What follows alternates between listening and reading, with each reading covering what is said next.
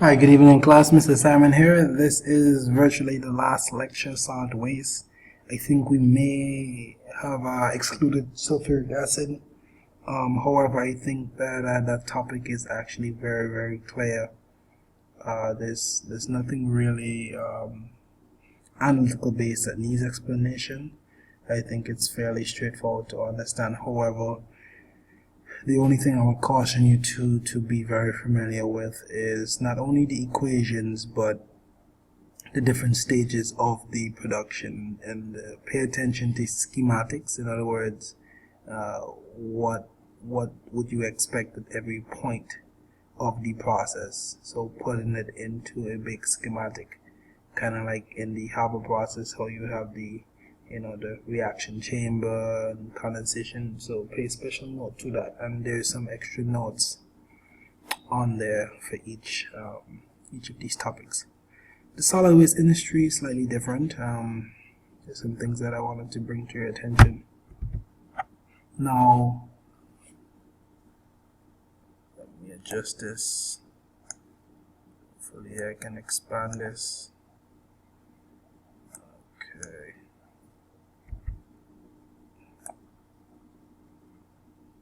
Okay, I should have expanded this. I don't know if you can see everything that I can see. Seems like the words are going to be cut off. I'll be able to fix it. Okay, praise the Lord. Alright, now what is solid waste management? Really, it's managing solid waste. And I know that seems strange because I wouldn't ask you to put that back. But the reality is solid waste is simply, as the name suggests, solid materials that are considered useless. Okay, that's why we term it waste, but it's solid. And we stress that point to differentiate it from liquid waste or gaseous waste. But how do you control or monitor or regulate the disposal of waste that is solid or that are solids? This is a reference point, but it just informs you of what's going on here in Antigua. We do have a management authority. It's statutory. It was developed from an Act of 1995, and its role is to be responsible for storage, collection, transport, treatment, handling of all solid waste generated in Antigua and Barbuda. And for those of you who well, I just think a good point to note, some of you may be familiar with the fact that you can call solid waste and they would remove solid waste for you for free. Which is incredible. Like if you have down trees and so on, that's very useful. But it's nice to give them a tip. Alright, the 3 R's that you should be familiar with, the hierarchy. Now, reduce, reuse, and recycle. Now, we hear this a lot, but oftentimes it's easy to get them mixed up, especially reuse and recycle. Now, reduce is straightforward because all you do is use less of the amount. Okay, and we'll talk about examples later. Reusing is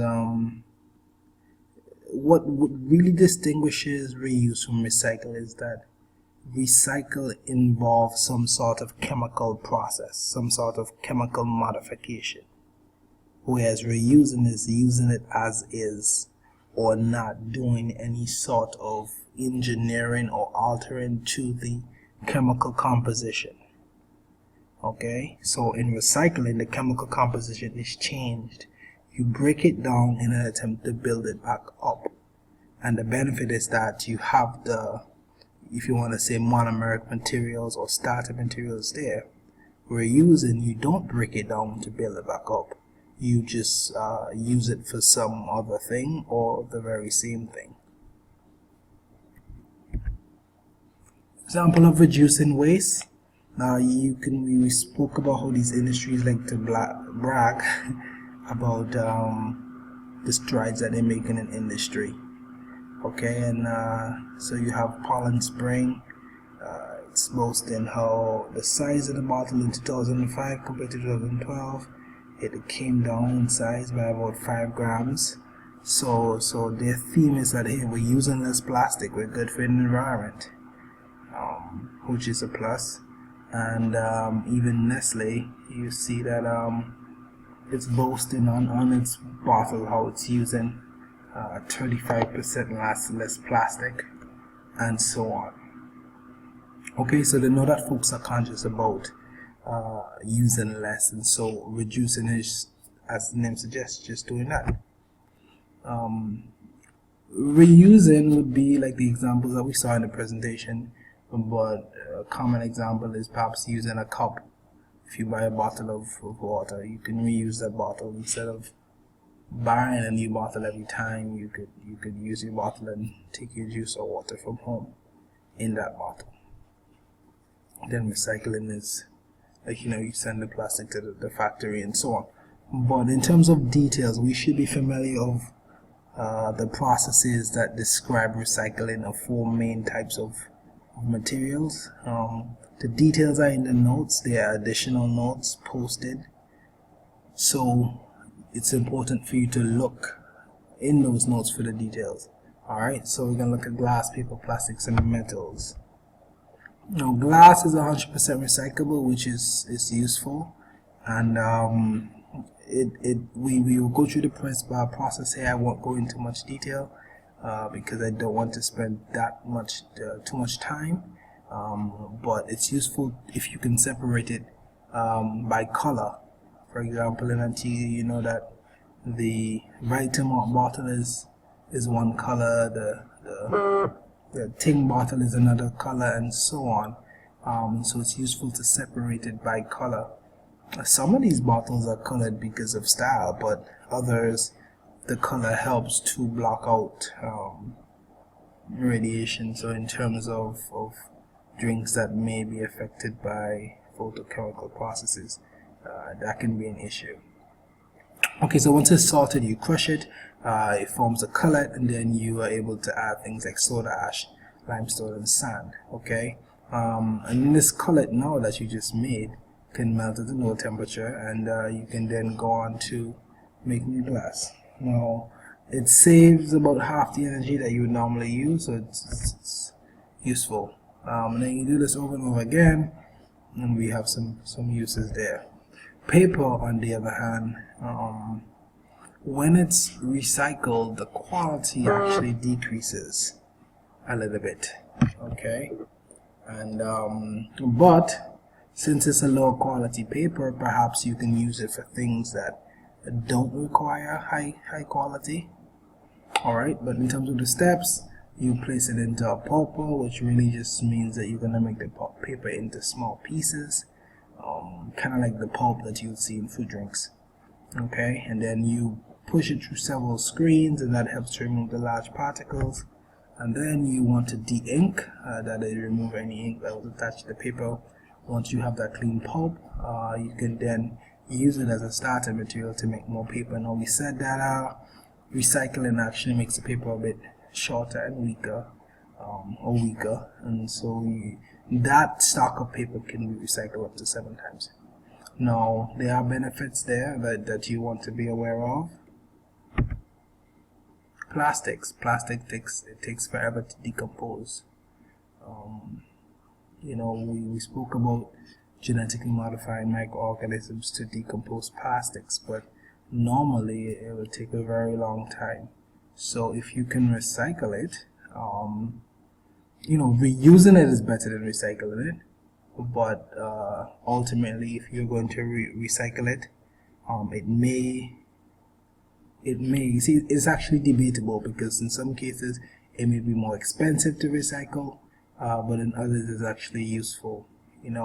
If you are using energy, let's say fossil fuels, to recycle this plastics are made from fossil fuels. So some may argue, why not just make more plastic instead of using fossil fuels to power the machinery to recycle. In any event, you want to separate your plastics by the resin numbers, the resin identification codes that we spoke about in unit module 1 when we were talking about polymers. You have PET, PEAD, PVC, and so on. So when you look at these bottles, you can classify them based on their resin identification number, and so you will store it or organize it based on that. Here is a picture of a recycling station. Okay, and you basically would put your bottle in and put your money in. Well, you don't put money in, you get money back from recycling. I think you should probably, well, we do something like that, but it's not automated. It's some enterprises would pay you. This is in New York. I took a picture of this about 2 months ago. You see that you have different types of recyclable material. You put it in and you get paid. I have relatives that used to do that as to get money, spending money. And I took a picture of myself in there to show you that it's real. It's not a Google picture. More importantly, recycling steel. You want to put it in two different categories: ferrous metals versus non-ferrous metals. The ferrous metals, the magnetic ones, you can use a big magnet to help to separate them. Important to note, a non-ferrous metal, it includes steel. Steel is useful because it's very strong, but the point is we want to recycle it because it's more energy efficient. Alright, once you're able to separate the steel, you melt it down and then it's able to remold into sheets.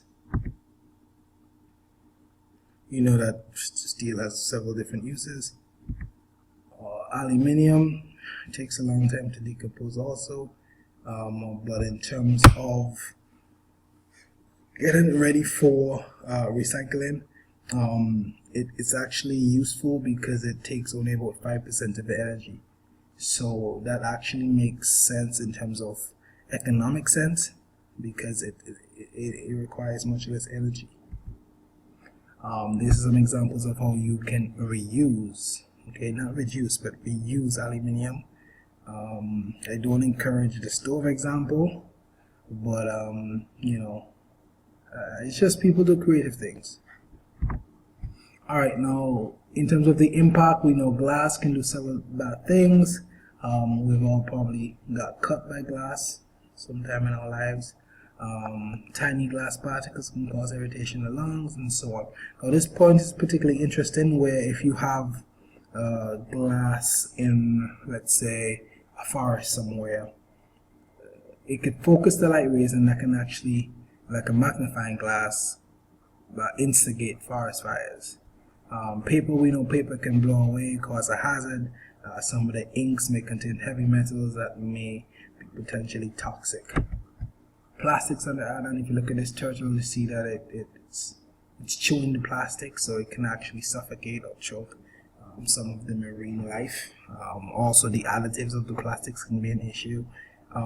Some metals are poisonous.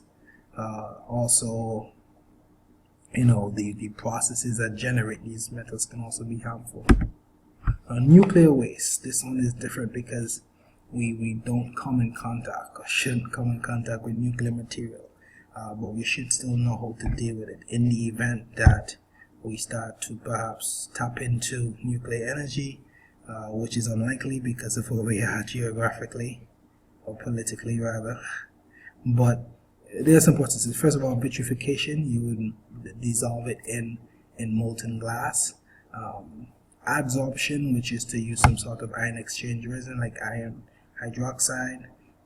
Also, you can use above ground disposal, which is just basically storing it in a container. Now, in any event, we want to ultimately store away the nuclear waste. We don't really, we just store it. We don't get rid of it. We just store it in a safe place. There's proper ways to dispose solid waste and there's improper ways. Now, it's not proper to just throw garbage. You know, the wind can blow it, you can have harmful leachate, you can have vermin and so on growing. That's not useful, but there is a proper way, and I encourage you to go through the notes that I have in terms of the steps involved of building this landfill. It involves, you know, having a line in and covering it so that you don't have leakage of leachate, and then you build layers upon that. Incineration is particularly useful. It means that you have less garbage. You can use to generate electricity, but there are disadvantages. One is that you can produce harmful dioxins. Alright, and all the best in your exams. Hope you do well internally and externally.